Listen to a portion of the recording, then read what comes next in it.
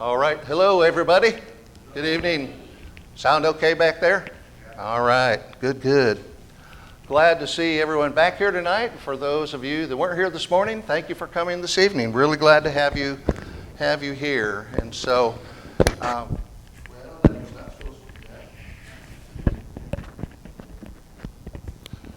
have to put it on kind of backwards because the clip is backwards, so maybe that's why.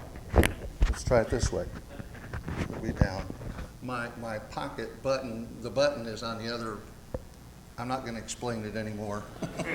It is what it is. As long as you can hear me, that's fine. I'll talk a little louder to adapt to this. So, okay. Now, I meant to bring this clicker out here. Okay, Kenny, if you can go ahead and pull up Africa Missions 2024.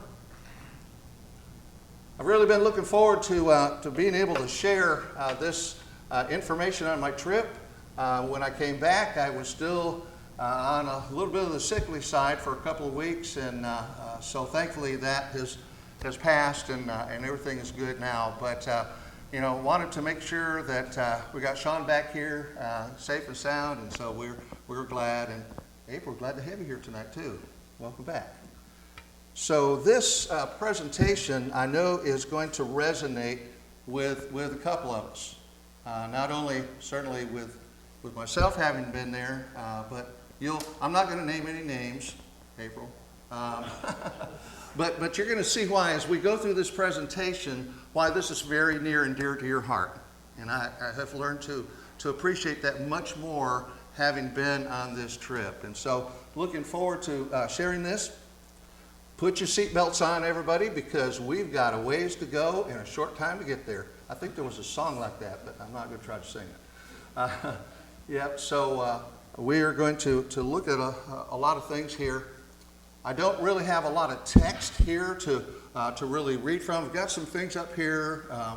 Unfortunately, the color is better back here where I'm facing, and you're not facing that way. You have to put up with what's up here. But if you want to see what it really looks like in full living color, feel free to turn around, but just we don't want you to turn your neck, twist your necks or anything like that. But we are actually working on this to get some new video equipment here this next year, Lord willing, to bring us up to date and to make our worship a little bit better by way of clarity's sake, being able to see the screen and all of that. So we're looking forward to that. So I'll start out by saying that I was not originally intended, I was not originally invited maybe on this trip. There was the team of 10 was already set in stone, but as time went by, several had to actually drop out for various reasons. And we know that happens because illnesses happen,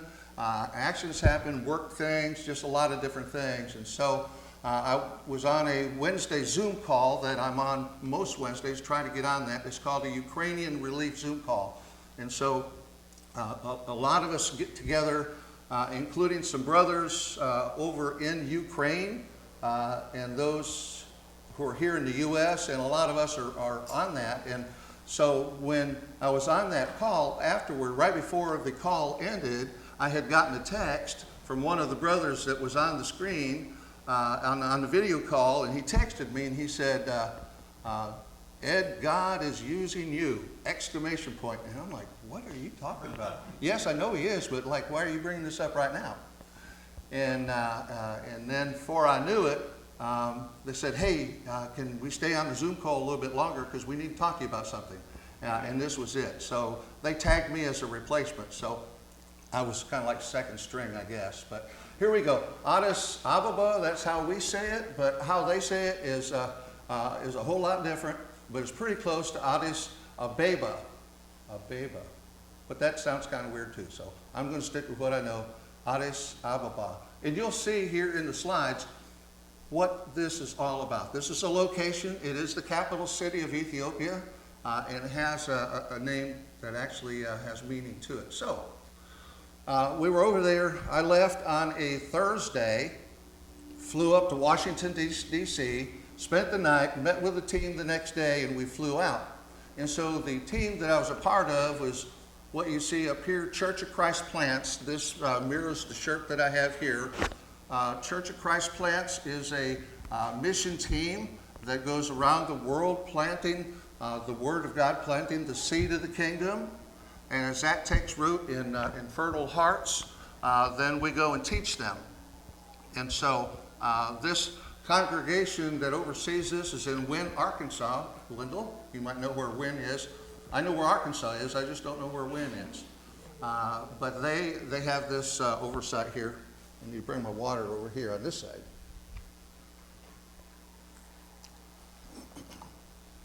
All right, so we're going to buzz right through here.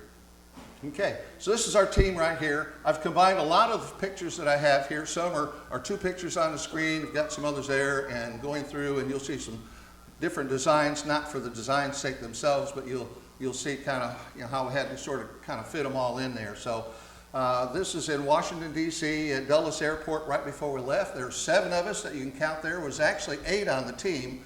It started out to be 10, but we only got to 8. Okay, but our 8th member, the director of a ministry that you're going to see here in just a minute that we worked with, the director actually met us there. So more about that in just a moment. But our mission, as you see right here from Romans 15, verses 20 and 21, and thus I make it my ambition, Paul says, to preach the gospel not where Christ has already been named, lest I build on someone else's foundation. But as it is written, those who have never heard of him, those who have never been told of him will see, and those who have never heard will understand. And so that is our mission. We teamed up with World English Institute, and April knows a lot about this ministry here, and hopefully by the end of our time here today, this evening, that you want to know more so that you can get involved with this great work here as well. World English Institute. Okay, so you see the map here of Africa, and I don't like to turn around because the mic doesn't sort of follow around here very well, but I want to do this for just a moment because, and I should have brought my official clicker with the laser on it, so I'm going to point, okay? So on the left, the map of Africa, there's a circle right there, okay? That is well, thank you, whoever's doing that. Don't point it at an airplane, okay? All right, so that's the capital city, Addis Ababa, and then we've got another smaller inset right there that kind of shows a little bit better. But that is the national flag of Ethiopia. Okay, so this literally was going halfway around the world. When I was on the airplane, one of the great technologies they have available is that you can track your flight in real time in 3D, and it's really cool. You know, you have the seat back TV monitor right there, so you can see where the flight is at all times. It's really cool. And then I threw up, I didn't throw up, I really did. I put this up here. Let me turn it on. I put this picture up here on the, it's going to be a long time before we get to the end, isn't it, brother? We said we weren't going to talk about sicknesses, and there I go. Okay, so we had to have immigrations to go in order to be there. So that is my visa. Not an immigration, but an immigration visa. Okay, enough. Next one. Okay, this is my seat back monitor right here. So I did right, Sean? I put this up here because I wanted to show how colorful it is, and it has a lot of the various scenes that are taken from around Ethiopia. So Ethiopian Airlines. Okay. I hope I didn't skip one. Let me go back one. No, I didn't. Okay, there we go. So we left at 10 o'clock that was on Friday morning, and by the time that we flew and we kept going, got all the way across the Atlantic, coming across northern Africa, when I happened to think, oh, let me track our flight and see kind of where we are. And so I did that, and when I pulled it up and I saw that we were right on the northern tip of Africa, and I know you can't really see it there, but the city that we were just crossing over is Tunis, Tunisia, okay? And the picture at nighttime on the right is of that city. And that is really, really cool. When you're at 30,000 feet something, you know, and you look down and you can see the outline of the city, it's really awesome. So I want to share that with you up there. Okay, the next photo I took is we had come across North Africa, and now we're starting to go south, and we're located in across Egypt right now. And so that picture up in the upper left-hand corner, that is the lights of Alexandria, Egypt. So I thought that was really cool. And this is just kind of giving you an idea of kind of where we're coming across here. Next photo, coming on down, we're following the Nile River. Okay, and so we come across the city of Luxor, and that is the city of lights that you see there. Okay, so we finally get down really close to our location right there, but you can see how far it really was a bit from Washington, D.C. all the way over. It was supposed to be a 14-hour flight. It ended up 12 and a half hours. So I was thankful for that, because I do not sleep on airplanes. Really, I don't. Okay. So here's a map. This is one of the more common maps. There's a lot of maps out there, so it depends on where you go to for your information. And there's a lot of reasons for that, because there's just a lot of changing dynamics in Africa itself, just with a lot of the geopolitical stuff that's going on over there. But you see that I circled the capital that's right up there. And you can see the countries that surround it.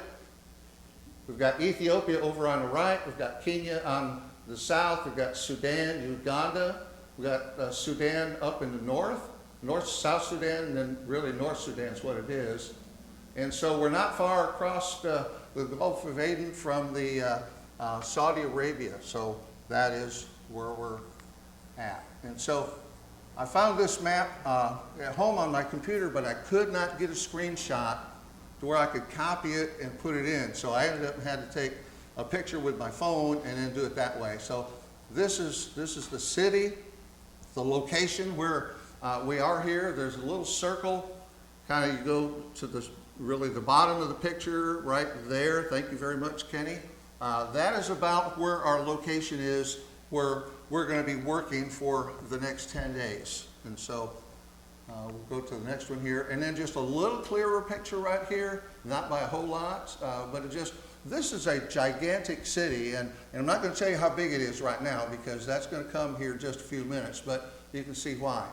But Ethiopia is the largest country, and I've actually read two different things, so it depends on sources. I've read one source that said that it's the largest country in all of Africa, and then I also read in another location that it's the second largest. So it's like, depends where you go for your information, I suppose. But it's really huge. And so we're about to land. It's about 7 o'clock here on Saturday morning. And so as we get down, I'm able to look out of the window, and I'm thankful for that window seat that we had. I always try to get an exit row. Have to pay more for leg room, and so I always try to get, right where I can get to look out the window. So it gives you an idea there. See some mountains right there. It's very green, very lush. Not at all what I pictured Africa would be, just actually getting there. But you can see the city coming into focus right here. Okay, getting really close to landing. Okay, here's the airport. I had to borrow a lot of photos that are in this PowerPoint that I did not take myself, so I could kind of, help kind of string it along a little bit better. But this is the airport there. And so I did take this, welcome to Ethiopia. I was actually hoping that it was going to say, welcome to Africa, but they didn't have a sign like that. So it's the best I could come up with. Okay, 2017. Tell me, what year is this here in the United States? 2024. So that means there's a 7-year difference here, isn't it? I graduated. I can do math a little bit, not much. Okay, I remember a little bit of it. They're under a different calendar. So while it's 2024 here under the Gregorian calendar system that we have, that's widely used in most countries today, Ethiopia has their own calendar. And I was trying to get some information to see kind of what they went by, and it was really a whole lot more than I wanted to get into, okay?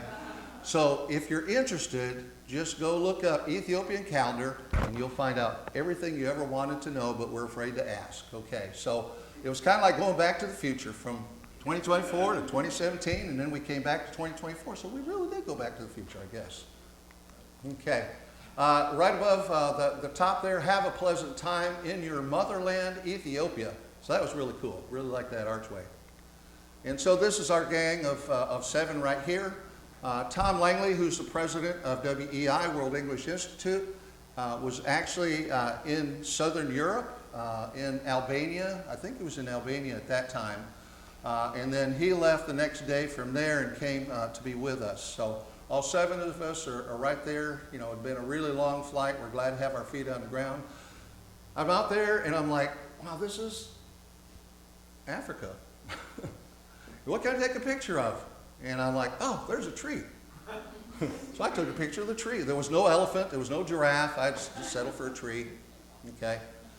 Ethiopia, this is not me. This is a random photo. It's actually available online. But I took it because we actually went by where this park is on the last day before we left. We got to do a little bit of sightseeing. And so we were at this park, and there was this thing right here where, hey, wait a minute, the eye is missing. We said that. And then all of a sudden we realized that the eye is missing. I'm missing. So, Steve, this is a photo op. Got it? Okay. Eye. If I went in there and I did this, then it would complete the word. Never mind. Okay. So this is looking out. This is one humongous city, and it continues to grow. So bear with me for just another minute or so, and we'll look at the population, kind of where we are. It is also the location of the headquarters for the African Union. And of course we have the European Union that is headquartered in Brussels, Belgium.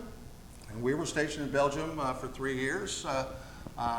So we've got the European Union, we've got the African Union. Of course we know about the United Nations and all of them working together. But it's interesting that there's a lot of foreign money that is being invested here, and you can see what I have up here, that this is Chinese built.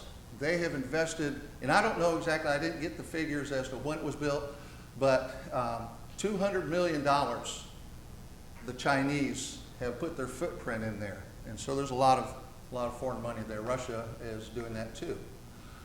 So in 1866, while Empress Tetu Betul, I didn't go on my pronunciation tour to find it out, but I'm thinking that's how she said it. At this time, she was looking at the landscape that is now Addis Ababa, okay? She looks at it and she saw a flower of rare beauty. And that's her picture, you know, there on the left of the 2 pictures. Enchanted by the nice climate, she asked her husband, the emperor, to build her a house. And he said, okay, we'll do that. And so she was so stunned by the beauty of the flower that she had never seen before that she decided to call her little home, and then as it grew into a large city, called New Flower. So pretty cool. I thought that was the neatest thing. Okay. And so her husband expanded on her house. It became the royal palace, the imperial palace, and it remains a seat of government even today. So that's just quite interesting and amazing to me. So Addis Ababa has become Ethiopia's capital. When her husband became the emperor, and then it grew and it grew and it grew. And now you can see the numbers here, and I want you to think about these numbers as we go through, and as we get toward the end of the presentation, we'll pull all this together. Right now, it's approximately the census that I read, the CIA figures, and another World Union figure, is almost right about 6 million in population. That even in and of itself is amazing, is an amazing amount of people. Ethiopia altogether has almost 119 million people in their country. And you saw with Africa, the continent, and then where Ethiopia is, and then you times all of the other countries, there's a lot of folks living over there. All right. So because it is continuing to grow, not everybody has a very nice place to stay. Not everybody can afford the nice high-rise luxury apartments that are few and far between that are there. You live where you can actually find a spot of ground to live on. And so there are a lot of contrast in Ethiopia. We didn't have much time for sightseeing. That wasn't why we were there, but we had a little glimpse of it on the Monday before we left, and you'll see some more of those photos there. But most of the people live in slums. And you can see from these pictures here, these were not my photos, but photos that I gained to give us perspective. I want to talk about Lucy for just a moment. I did not meet Lucy when I was there. Okay? Anybody ever heard about Lucy? 1, 2, 3, 4, 5, half a dozen of us have heard about Lucy and who Lucy is. Okay, this I'm going to turn around so I can actually read it. So please forgive me. I didn't want to put another slide in there because I don't have like 98 slides, and I didn't want to make like another 200. Okay, Lucy was discovered by American paleontologist, or really a paleoanthropologist, David Johansen, on November 24th, 1974, at the site of Hadar in Ethiopia. Several hundred fragments of bone were recovered, 47 of which formed a small fossil skeleton representing 40% of a single hominin skeleton. Later in the night, there was much celebration and excitement over discovery of what looked like a fairly complete hominid skeleton, kind of almost human-like, okay? There was drinking, dancing, and singing the Beatles song, "Lucy in the Sky with Diamonds," playing over and over. At some point in the night, no one remembers who or when, but the skeleton was given the name Lucy, and the name is stuck. Lucy dated to be she's dated to be less than 3.18 million years old. Yeah, okay, right? Wink, wink. Sure it is, yes. But you can read this, okay? That comes from a website, very reputable website there. So, anyway, the very first human-like structure ever found in the world, predating anything and everything, is this Lucy. And she's been on display here in the U.S. and has done a world tour in the past. And here's some photos here, again, that I didn't take because we were just in a hurry and we just couldn't do everything. But this is the African Museum of History, and I believe this is where Lucy is actually located there. These are some that I saw, and I wanted to get some pictures here. Different modes of transportation, okay? You can rent a van or really contract with a van or a truck or however you need to get to where you're going. This is your form of transportation, so quite interesting, okay? The day before we left, or no, the same day that we left, because we left at midnight of that day, we were able to take a tour of the more developed part of the city, and this is a very large art museum of some sort anyway. I don't remember if it's art, but just very, very beautiful architecture as we drove around it. A couple of photos there give you an idea. The one on the left just shows that we're just pretty close to the area that our team is working with the church there, okay? And then on the right, a photo just showing what you see when you're going down the average street there, and you look, and this is what you're going to see. You're going to see alleyways, you're going to see a lot of dirt, you're going to see a lot of rock, and you're going to see a lot of destitution there. And of course, this is a beautiful place at night, and we did get to see some of the night scenes when we were driving. I don't remember honestly if I took this one or if I actually borrowed this one, but it is gorgeous nonetheless.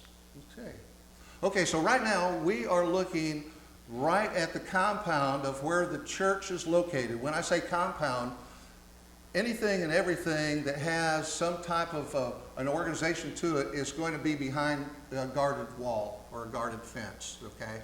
And so there's a medical clinic. This belongs to the church here. Rita Clark, that was supposed to be R-I-T-A, but their pronunciation, she was one of the American missionaries that gave her life to medical missions right there, but it is one of the free clinics that the church uses to outreach to their community. So this building right here, this is where we were. This is a combination building. It looks huge, and it really is, but it's almost kind of misleading because depending on where you go in and you look at it and you're like, whoa, you know, that's the front or the side, and then you get over here and you look down and it's about this wide and about that tall, okay? And so it doubles as the school for the deaf and hearing, okay, and also for the school of preaching that they have there. And this is our van driver, and they would shuttle us every day from the hotel to the church compound and back. And these are some of the photos that I took that were just right outside of where we were located. You can see some of the native dress that some of the ladies are wearing there. Okay, so this is looking from where that building is, looking down, and you know, they're very, very poor. Now the work has been going on there with the Lord's church for a good while, but they don't have a lot of money to work with, okay? And so what you see is a combination of dirt and bricks and stones, rocks. You know, it's not a safe place to play, but this is where all the kids come. This is where they gather before school time. And you'll see the building that is to your immediate upper left there a little bit. That is a combination building, and we'll see another view of it, and I'll tell you what it is here. But there's several buildings that are right here. There's some buildings that are cottages, little houses.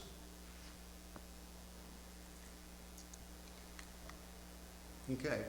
So this, again, looking on the left side, these are side by side.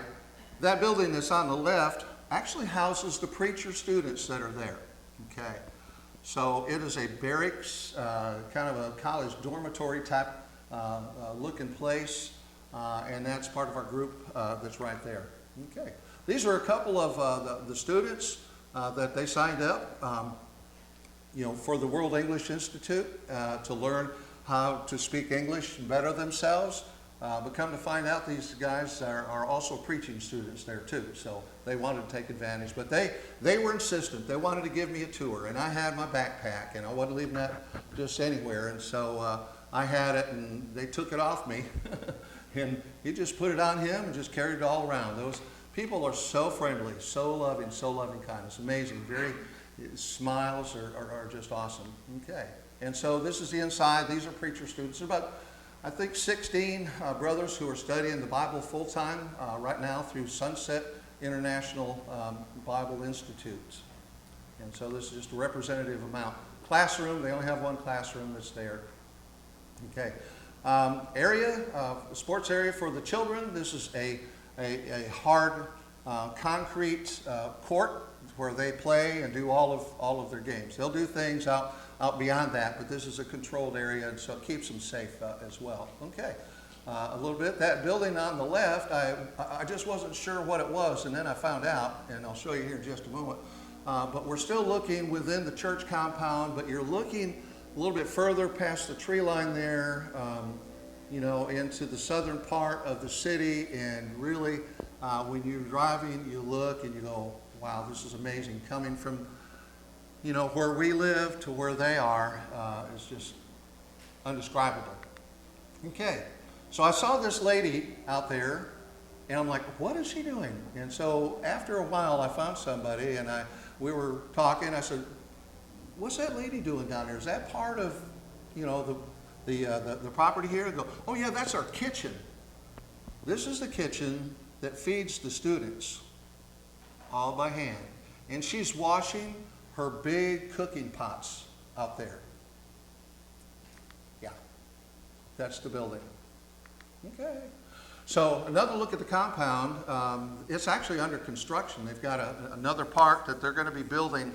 That tall high-rise building, and that is going to be strictly for the School of the Deaf, deaf and hearing and deaf, I think is how they say it. So the new building is going up. It's going to house the preaching school, also house the actual students within that building as well. So they've got that going on. And so just another look at that. It's going to take years and years and years. A lot more than it would take here. This is one of the cottages. This is where we had a lot of our studies that took place. And again, just looking at some of those right there. This was Sunday morning, and so I did a pano so I could really kind of get the entire thing. There was approximately 100 or so there at worship. They've got about 125, maybe 150 members, but not all are there at any one time, as we understand that as well. Some pictures there. We've got two brothers. One on the left is the brother who is Caucasian. That he is a visiting missionary. He's a graduate of Sunset School of Preaching, and he is an instructor. So they go every single year to teach for a month, and that they stay there. And so picture on the right, two brothers. Both of those are both Ethiopian brothers. The one in the dark suit speaks English and has lived here in the U.S. for a long time, living back there. And so he would talk in English, and then it was translated over. And so you just see some pictures there, and that cute little smile. Who could resist a little fellow like that? Okay. And then just a few more. Just after worship, we were able to visit and make some introductions right there. Okay. This picture right here happened on Sunday night. So Sunday morning we had worship. Sunday night they don't have worship, but we came back, and this is a picture you probably can't really tell too much, but you can definitely see the stripes up there, okay? These students are the ones that were there to have the Bible studies, to study English sessions with us, okay? And so they were all given a bag that had the U.S. flag on it and so on and so forth. So they were very, very happy to have that. Tom Langley is on the right there in the dark coat. He's welcoming everybody. And so right afterwards, they all formed around several different tables that we had to actually sign up, which, American that they wanted to talk with, to study with. And so they would get down, and right here we had a spreadsheet, each one of the teachers, and they could sign when they preferred to come, whether morning, afternoon, evening, that kind of thing. So here's the school. You can see the one on the left. Students are gathering, and they'll play and kick rocks around. They do have a few soccer balls, they'll do that, and then they all assemble, and then they go up. So it was really neat to see all of the children. Boy, they just really tug at your heart, Just really, most of them were deaf, and they could only sign. But if you're hearing and you don't know how to sign, you do the best you can. And so we would just kind of manage, and it was really awesome. This is this open air porch area. This is the cafeteria of where the preaching students come. You saw that yellow building where the lady was cooking the food? She would have to bring it up, put it out here, and they would eat it. And this is open air all year round. Okay? So it was a great gathering place. We would sit there, and all of the kids knew that we were not from around that neighborhood. And so we were quite the sight to see, and they loved it. They loved it. And you can see all the smiles, all the great stuff there. Okay. Just a few things. A lot of shops, not a lot of stores, not at least in the south part of the city where we were. Most of them were like these little stalls, that you stop in and you find the one that might have what you're looking for, then you go. But the one on the right, I took these pictures, but the one on the right, live animals. You can go and you can buy yourself a goat or two or whatever. We actually, as we were driving by for several times and had gotten some photos, one of our folks said, "Oh, look, he's putting them into the truck, or in the trunk. So he had the hood, or the, back opened up for the trunk, and was taking a live animal and putting it in the trunk and going to take it home. What to do with it after that, I don't even want to know. But, here's again, you see all these selling their fresh or almost fresh fruit and veggies and so forth. So very, very interesting. Couldn't help but laugh when I saw the guy on the left and carrying that whatever it is up there. That was quite the thing there. These were my students. I didn't have as many as my colleagues did there because I got sick. Okay. Monday we got there on Saturday. We worshiped Sunday. Monday we started, and we had students Monday, Tuesday, Wednesday, mostly in the afternoons or evenings. But it was Wednesday that I got sick. I got where I had to just stay in my room for about 3 days, and so it was rough. And so I didn't get to have as much interaction as the other folks did there. But these were two great brothers in the Lord wanting to increase their proficiency. Okay, bananas. Boy, I tell you, we had a lot of bananas. Those were probably the only things that we ate that were that were native. Okay. Anyway, you can see some of the shots up there. Oh, wrong way. There we go. Yes, so this is an alleyway that's right next to the church compound, and kids play in there. And this is a normal scene. This is their home turf, okay? And when they would see us, they would all wave. We'd wave, they'd wave, and all of that. And so, street lights. I thought this was interesting. One on the left, that's a street light. Now, I'm not sure why they have it as that type of a street light, but they're everywhere, and it's really, really neat. But I saw this picture, and sun was going down, and it hit it just right, and we were sitting there at the traffic light, and I'm like, I got to get that picture just right there. When Addis Ababa was first formed, it didn't have a lot of trees, okay? So they imported different types of trees from Australia, and those trees are still there after all those years. Okay, so here's pictures of our gathering, teaching the students. The one on the left, these guys all came at once, and so I think there was 4 of them came, and then there was a separate fellow. So 2 of the teachers are right there, and they just sort of combined it and made it one team. So we just taught where we could. We had it. There's a kitchen table and 2 chairs. Have study there. You go over a few feet over here, and here's a sofa, little living area, and that's where they were. You go back here, and you go down the hallway, and there's 1, 2, 3 bedrooms, and we had those set up, and we were sitting in there on the chairs, and as the students would come in, whoever was open would take them. Okay. So this cute little girl right here, I had to get a close-up picture of her shirt there, and the monogram that it's the School of the Deaf that's right there. So, boy, I tell you, just awesome. And then this little girl on the left, she kept coming and coming and coming, and she was just so curious. And so it was great. Okay. I took this just to just see. This was a stamp inside of one of the Bibles that they have available to hand out. So it's both in the Ethiopian language as well as English. Okay.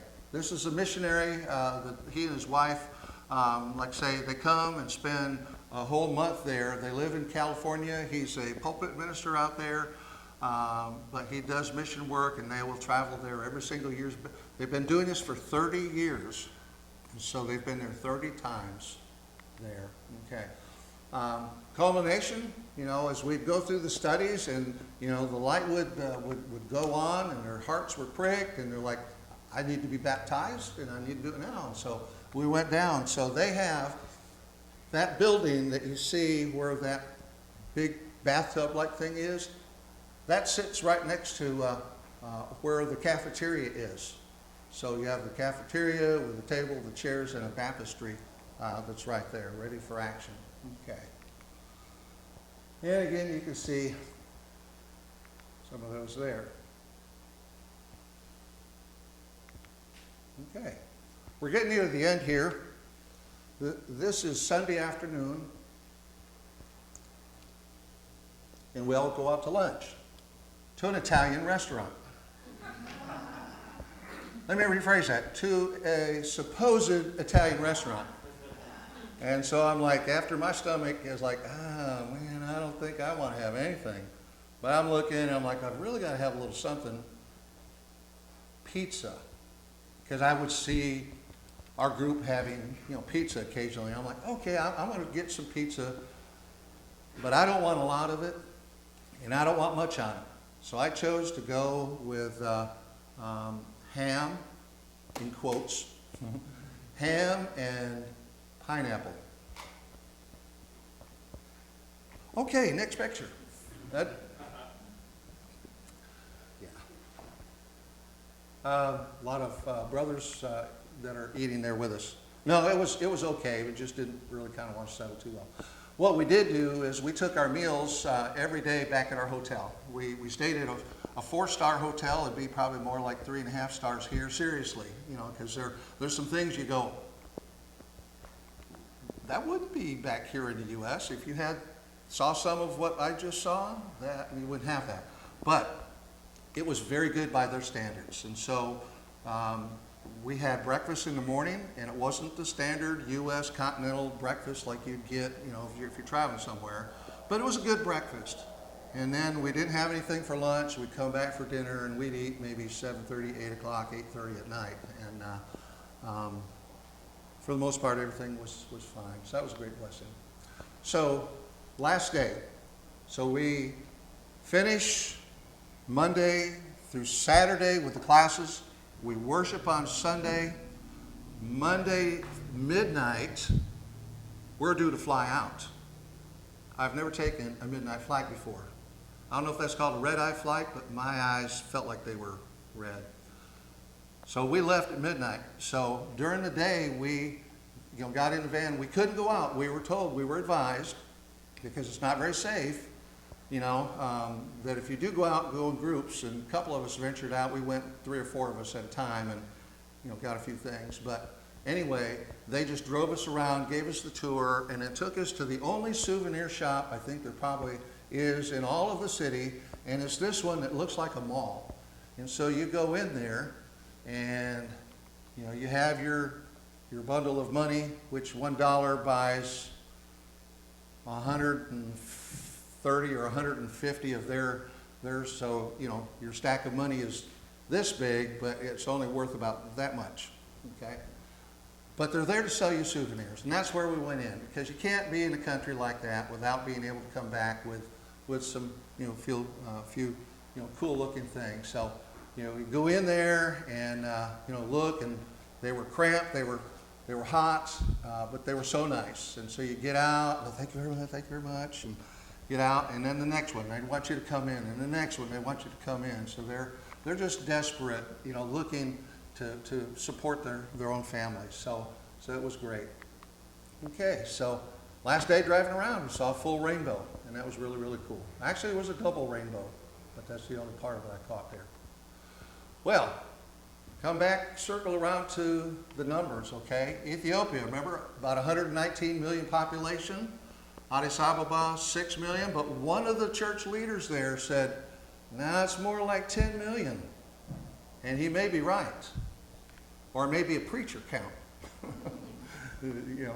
But the Meccanesia Church of Christ is the only congregation there. It used to have 4, but it's down to only 1 right now. And they do have a preaching school. Also, again, talked about school for the hearing and deaf. And I was amazed that there's 1,500 congregations of the Lord's church in the country of Ethiopia. Wow. But for the capital city, there's only 1 congregation for that. And so to put it in perspective. Okay, so WEI, World English Institute, has about 4,000 plus online students wanting to learn English or to develop their English to help them to get a better job, so on and so forth. And so what World English Institute does is use the Bible as a textbook, okay? So half of that number that they chose for the cream of the crop, those who had done all of their coursework, had shown the most interest, 2,000 were invited to a reception on Sunday night, and that was that picture that you saw that they had their little bags that had the U.S. flag on them, okay? So 2,000 were invited. About 230 showed, actually 238 RSVP'd, but only 80 showed up. So you can see how the numbers come down. But out of the 80 that showed up, we ended up with a total of 125 individual studies because several of those students wanted to come back for more. And so we did that. And the Lord ended up with 5 precious souls obeying the gospel. So we were thankful for that. Here you go. World English. Teach English, use the Bible. That's what they're all about. Do you want to reach the world for Christ? This comes off their website, so I'm just putting a plug in here, okay? You could be a missionary from your kitchen table, from anywhere that you have in the house.